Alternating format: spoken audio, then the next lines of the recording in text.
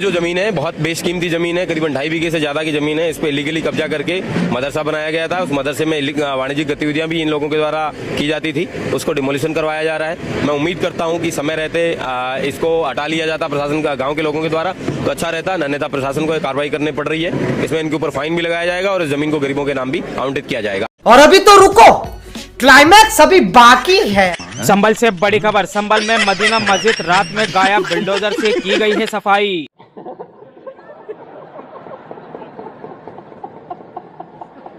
सभी भाई बहनों को जय श्री राम, जय माता दी। बहुत बहुत स्वागत है आज की न्यू वीडियो में। तो आज की वीडियो में कुछ धर्म और देश से जुड़ी कुछ हंसाने वाली और जागरूक करने वाली क्लिप्स होने वाली हैं। तो वीडियो को फटाफट से लाइक कर दीजिए और कमेंट में प्रभु का नाम लिख दीजिए। और कृपया वीडियो को अंत तक देखिएगा। तो चलिए दोस्तों, आज की वीडियो आरंभ करते हैं।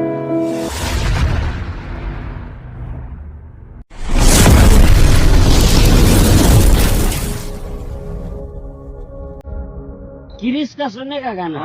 गिरीश का सुना। गिरीश का।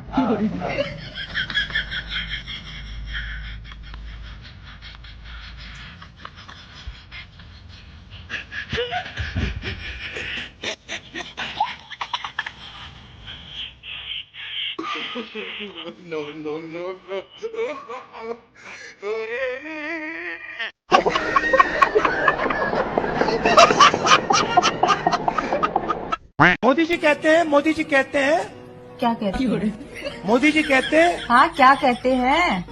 हिंदू इंडिया, अच्छा, हिंदू इंडिया कहते हैं। वो तो है ही। 50% हिंदू तो आप हो।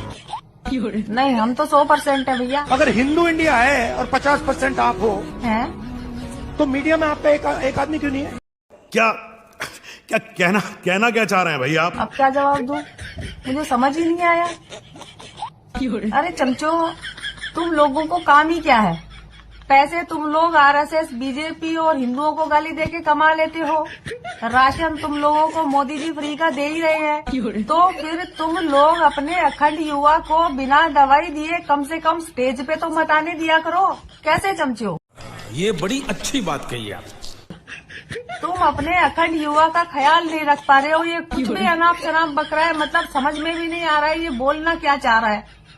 नशे वशे से दूर रखो, इसका इलाज करवाओ ढंग से, और कम से कम प्लीज भैया इसको दवाई टाइम पे दे दिया करो। मेरी हाथ जोड़ के रिक्वेस्ट है, ताकि हम समझ सके, कुछ जवाब दे सके इसको।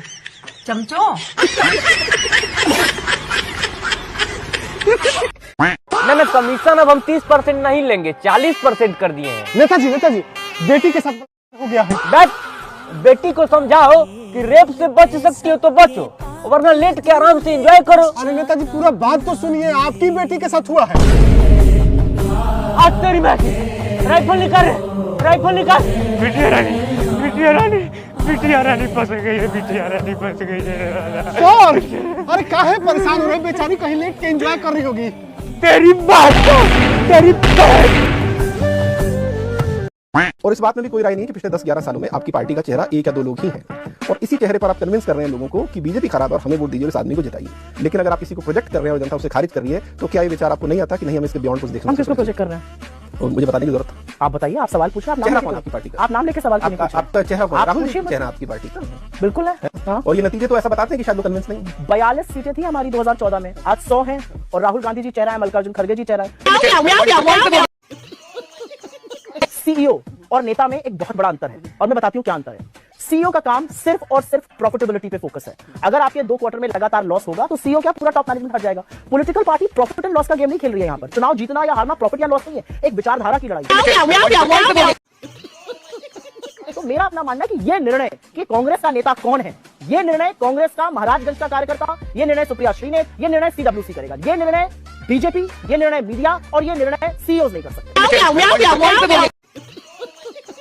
सीईओ की आपने बात की। स्टार्टअप की दुनिया में सुप्रिया जी बात अक्सर कहते हैं कि जो इन्वेस्टर होता है वो आपकी आइडिया में इन्वेस्ट नहीं करता, उस व्यक्ति में इन्वेस्ट करता है जो आइडिया लेकर आया होता है। सवाल ये कि कांग्रेस का आइडिया जो भी है, कांग्रेस की विचारधारा जो भी है, जो व्यक्ति उस विचारधारा का प्रतिनिधित्व कर रहा है, उसको पेश कर रहा है, अगर उसमें जनता विश्वास नहीं दिखा रही, जो कि आपको लगता है कि 42 से 100 सीटें आएंगी? मैं इसका जवाब देता हूँ। अब सोचने का नजरिया है। एक तरफ आप ये सोच के खुश हो सकते हैं कि 42 से 100 आ गए, दूसरी तरफ आप ये भी सोच सकते हैं कि 10 साल बाद भी हम 100 नहीं पहुंचे, कि 10 साल बाद भी हम 100 नहीं पहुंचे। अरे नाली के कीड़े, चुप हो जा, नाली के कीड़े। 13 सितंबर 2020 को उमर खालिद को गिरफ्तार किया गया। जमानत की उम्मीद पहली बार नहीं टूटी है, इस बार लग रहा है खत्म सी हो गई है। वैसे कोर्ट ने यह उदारता दिखाई कि वह 1 साल बाद अपील कर सकता है। इस उदारता का स्वागत निश्चित रूप से किया जाना चाहिए।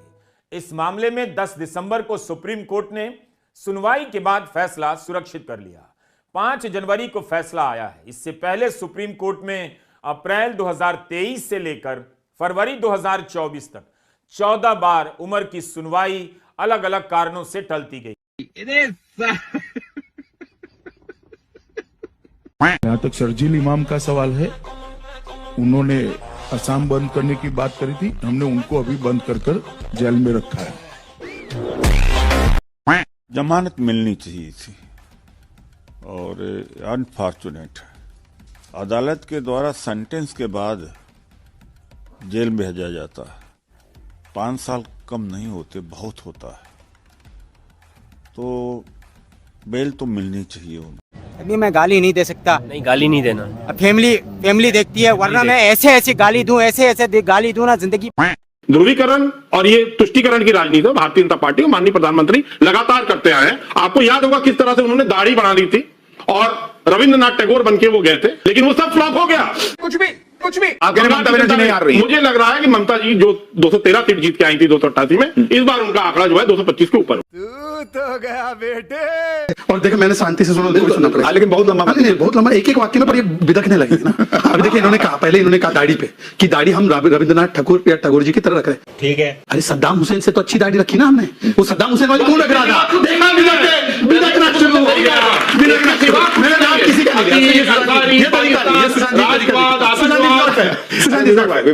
आपने भी तो दाढ़ी पे बोला, उनको बोलने दीजिए। इन्होंने नाम लेकर बोला कि Modi ji is trying to copy mister Rabindranath Tagore. मैं फिर भी चुप रहा। मैंने बोला कोई व्यक्ति सद्दाम हुसैन की तरह दिख रहा है तो ये तुरंत जान गए कौन दिख रहा है।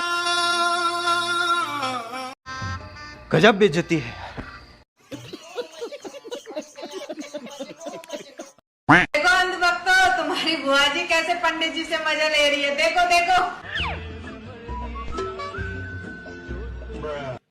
क्या पता झाड़ू और हांडी वाली हो। अब तेरे माथे पर लिखा है, लेकिन तू है झाट की। उस लौंडिया की जगह तू होती तो तू भी ऐसे मजे ले रही होती। बात तो सही है। तो तुम भी ऐसे ही एक पंडित जी को तलाशो।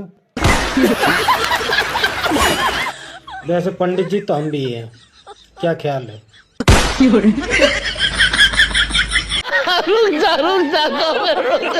नीतीश कुमार बगैरत इंसान। कंट्रोल। वंदे मातरम क्यों गए हम? नहीं गएंगे, मेरे इस्लाम में नहीं है। रुक, तेरे को बताते, तेरी मेरी रुका।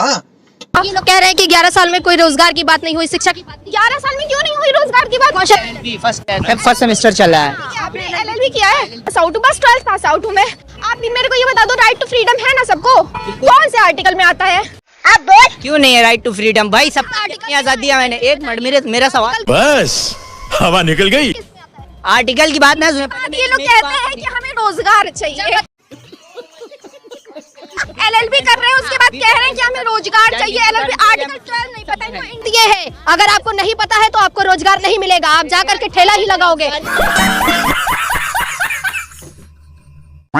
तो चलिए दोस्तों, आज की वीडियो को यहीं समाप्त करते हैं। लेकिन दोस्तों, अगर आपको वीडियो अच्छी लगी हो तो वीडियो को एक लाइक और चैनल को सब्सक्राइब करके जरूर जाइएगा। और दोस्तों, इस वीडियो को ज़्यादा से ज़्यादा शेयर कीजिएगा और आप उठाइए अंत में जाते जाते इस वीडियो क्लिप का भी आनंद। तो बोलिए मेरे साथ में जय श्री राम। ये हाथ जोड़कर माफी मांगता युवक वही है जिसने बीजेपी लिखे अपने टी शर्ट पर कुत्ते से मुतवाया था। अब बीजेपी के लोगों ने इसके मुंह पर कुत्ते से मुतवा दिया, तो क्या गलत किया भाई? नहीं, यहाँ मैं बीजेपी को बिल्कुल सपोर्ट नहीं कर रहा, झूठ बोल रहा हूँ, सपोर्ट तो करता हूँ। फिर भी इन्होंने देखा कि कुणाल कामरा ने RSS लिखकर उस पर मुतवा दिया कुत्ते से, तो ये लोग एक कदम बढ़कर काम करेंगे। वो डैडी जो ठहरा, तो बात यह है कि तुम्हारा डैडी पकड़ाता नहीं जिस प्रकार से तुम पकड़ा गए। वो पकड़ाता तो फिर वो भी ऐसे हाथ जोड़कर माफी मांगता नजर आता। अर्नब गोस्वामी को अकेला पाकर फ्लाइट के ऊपर पागल बनाना आसान है, क्योंकि वो भाई मीडिया वाला है, उसकी कुछ मजबूरियां होंगी। हम ठहरे अल्हड़, 2 दिन के लिए जाएंगे फिर आ जाएंगे। और हाँ, क्लियर कर दूं कि मैं बीजेपी के नेताओं को सपोर्ट नहीं करता, मैं बीजेपी की विचारधारा को सपोर्ट करता, हिंदुत्व की विचारधारा को सपोर्ट करता। जिस दिन बीजेपी हिंदुत्व की विचारधारा से हट जाएगी या फिर जो काम बीजेपी की हिंदुत्व की विचारधारा के अगेंस्ट होगी,